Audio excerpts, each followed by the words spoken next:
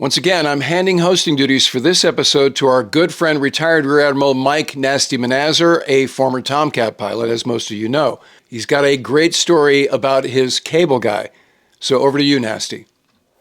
So there I am, off the coast of Florida, gorgeous day, blue, one of those days you just love flying. And one of the days that was just completely fun. I got to tell you, flying in a Tomcat, that's a Super Hornet. In this story, the story is also about an F-15. I don't have an F-15 behind me because I never got to fly one of those. But oftentimes the airplane would become like an office, like the cockpit become an office. You kind of forget, that you're flying and you're just operating the weapon system and you're doing your objectives. And so it was sometimes a little bit antiseptic. This particular day, it was absolutely gorgeous, and I'm going up against what I call God's jet. God's jet is an F-15. Boeing is building new F-15EXs that build upon the decades-old capability of the F-15 Eagle. But man, I'll tell you what, I'm envious of that airplane, even though I got to command an F-14D squadron. That F-15 is really, really badass. So anyway, there I am on this day, and it's a gorgeous day outside, but I'm craning my head over my shoulder, and I'm hurting under G because this F-18 is rolling in behind me, and pretty soon over the radio, it's pippers on, guns kill on Nasty, knock it off. And so Pipper is the gun sight of the other airplane. It's not a place you want to be in, okay? And then of course guns kill, over the radio, a 2-second pippers on drill and a big aluminum cloud like a Tomcat, and guess what? You're done, right? So, man. And I couldn't shake him, I'm sitting there going, man, this guy is really good. But let me go back. So this is early 1998 is when this story happens. And let me go back 13 years earlier. Kelly and I are living in our home in Escondido, California, and we have a cable guy come by the house. And the cable guy is going to come fix the cable, right? And so we had this small home and it's a big console TV. I mean, I'm looking across the room at my flat screen, which is like this. This console TV probably weighed 700 pounds and you couldn't move the thing. 25-inch screen. You guys know, right? And so the cable wasn't working right. So the cable guy came in. It's this young shock of blonde hair, probably couple years younger than me. By this time, 1985. I'd been out of the Naval Academy for 4 years, and I was in my first tour flying Tomcats. In fact, this one right here, this VF-51 Screaming Eagle F-14A. So the cable guy comes in and he's fixing the cable, and it's in our living room, kind of in the corner, this way. So you're looking at me. So the TV's here, and so I'm talking to him. He's doing his thing back there, making the cable work. And he turns around to talk to me, and behind me on the wall is kind of like I Love Me wall. And it was a wall, and Kelly had allowed me to have some pictures up on the wall, and there's a couple of Tomcat pictures up there. And I'm in an I Love Me basement now with everything around me for ships and airplanes. But he looks up at that wall and he says, "Hey, you fly those?" I said, "Yeah, I'm a Tomcat guy. I fly down at Miramar." And he goes, "Oh man," he goes, "I fly too. I fly gliders." And in fact, he had a couple of records for his age group flying gliders over the ridges of Southern California. And he said, how did you get to fly those? Can I fly those? And I go, "Well, did you go to college?" He goes, "Yeah, I had a 4-year college." I said, "All you need is a 4-year degree. You can go down to the recruiter and tell them you want to go to, aviation officer candidate school in the Navy. And you go to flight school and you can end up flying, tactical fighters like the Tomcat, like that right there, in 2 years. You're already done with college. And you just enter, you sign up, and off you go, and you can do that." And he goes, "Oh, okay, cool." And he finishes his work, leaves, and hey, cool. And so about a year later, I hear from Second Lieutenant Reagan Nickel, the cable guy, now a second lieutenant in the Air Force. And he calls me, and I don't think we didn't have mobile phones, so he definitely didn't text me. But anyway, he gets to me, either a phone call or something, and it says, and he knew my call sign was Nasty because there's inscriptions up on the thing. And he says, "Hey, Nasty, this is Reagan Nickel." I go, "Yeah."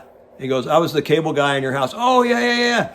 He goes, I'm flying for the Air Force now. I'm just starting the F-16 replacement training unit, the F-16 RTU out in Luke, Arizona, Luke Air Force Base, Arizona. And I go, you're kidding me. And he says, I walked out of your house.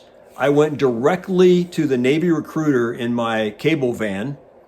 And I went in and the guy said, no, we don't have any aviation stuff, but I can interest you over here. And he says, no, thanks. I want to fly. Walked directly next door to the Air Force recruiting office. And they said, sure, we'll take you.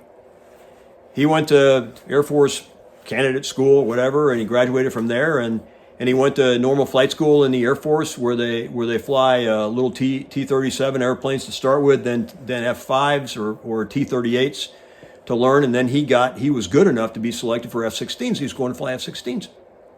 So I'm like, oh man, totally cool.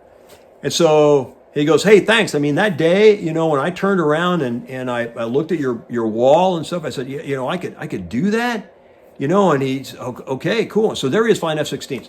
He goes on to graduate with F-16 RTU. In fact, he was in the same class as the recent chairman of the Joint Chiefs of Staff, General C.Q. Brown, and Reagan, whose call sign has become Hornet for some reason I don't know.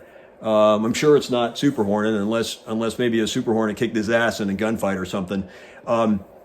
He sent me a picture, and he said, hey, look at the guy next to me. And so there they are kneeling in front of the airplane, all kinds of stuff. So unique connections, because I became pretty good friends with CQ over some other activities. But anyway, he has a successful F-16 career. He goes over to Korea. He's flying F-16 in Korea. Had a girlfriend, a fiance. They end up getting married and decides, you know what? I'm gonna get out of the Air Force. I'm getting in the Air Force Reserves. So he ends up flying F-15s in the Air Force Reserve. And so he ends up flying F-15s, also flying for Northwest Airlines. He's still an airline pilot. We're still very close and in touch right now. But he's an airline pilot and he flies to the Air Force Reserves at Homestead Air Force Base in Miami, Florida. About this time now, and he's doing his reserve duty, and so now we're fast forwarding to this point about 1998-ish, late 97, early 98. And I'm in command of VF-31 Tomcatters flying F-14D airplanes. And we're going to fly a detachment down to Key West, Florida. And somehow, the story about Reagan was in my head, and we're sitting down and we're in the ready room in Key West, Florida. We're on an air combat maneuvering training detachment down there, flying against the adversaries that are based out of Key West. And I think there was something about an F-15, and I told my weapons, my radar intercept officer, the guy in the back, who was also the operations officer, Lieutenant Commander Doug Muddy Waters. And I said to Muddy, hey, it's F-15 guy. Yeah, he's, kind of thing, F-15s. I know a guy, and by the way, he flies for the reserves out of Miami. Of course, I'm not very forward-looking. I don't put things together very well. I need a lot of help, which is why I usually fly with somebody else. And Muddy goes, oh, nasty, we got to fight him. I go, what are you talking about? He goes, I'll call him up and we'll arrange a fight. F-14 versus F-15. And so, no kidding, Muddy calls up there, gets hold of the squadron's operations officer, and Reagan happened to be available for duty during the period of time we were down at Key West. And a couple days later, it might have been the next day, but within 2 days, Muddy and I are climbing out of Key West heading north, and Reagan Hornet Nickel is climbing out of Homestead Air Force Base in Miami coming south. F-15 coming south, F-14 going north, about 100 miles of separation. We gain radar contact in each other pretty far out there, and we go to the merge, boom, like that. Nasty and the cable guy at the merge, F-15, F-14. And we go right into a dogfight. He shot, and by the way, our rules for the dogfight were guns only. So you had to get rear quarter, guns only, that was it. Of course, we took training shots up, forward, and the F-15's got a very good radar, and so we were launching radar missiles at each other and counting them for training, but when we got to here, it was one guy trying to get behind the other guy. Reagan turned out to be a very, very good F-15 pilot.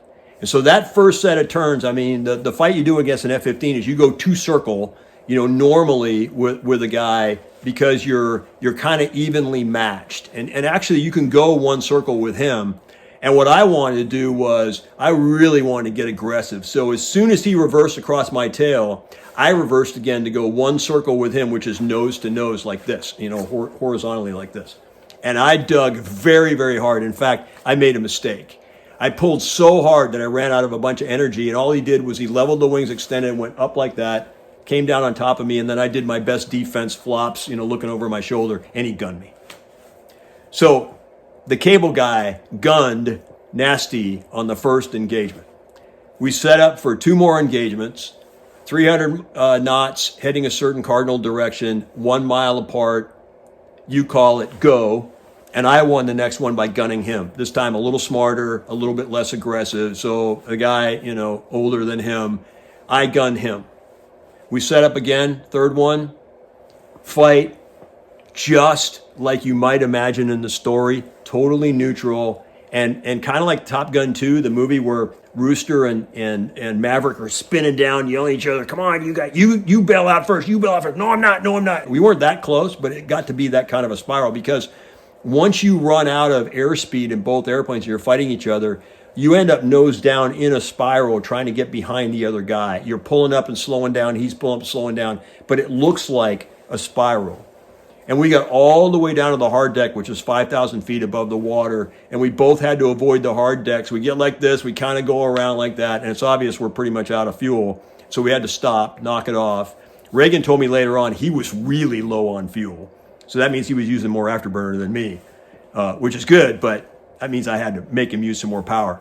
But anyway, we got up next to each other, no kidding, saluted through the cockpit. I flew south and he flew north. We flew to our various bases. And so the moral of this story is you want to plant seeds of opportunity in people when they either ask a questions or you see promise in them. When Reagan turned around as the cable guy and looked at my wall and he said, can I do that? I said, yes, of course. All you have to have is these prerequisites. And he had enough gumption and drive to go right directly from my house down to recruiting office and put those initial steps in place to go do what he really wanted to do in his heart. And that's the story today. Is when you're mentoring somebody, look for those seeds of opportunities. By the way, the schedule that day, Muddy had printed the schedule as the operations officer and approved it. The title of the schedule, we always had titles for all of our flight schedules. It was Nasty versus the Cable Guy. All right, that'll do it for this episode. Thanks again to our good friend Rear Admiral Nasty Manazir for hosting. And for more great leadership lessons, check out Nasty's book, Learn How to Lead to Win. The link for his website is in the episode description below. And in the meantime, I look forward to talking to you again very soon.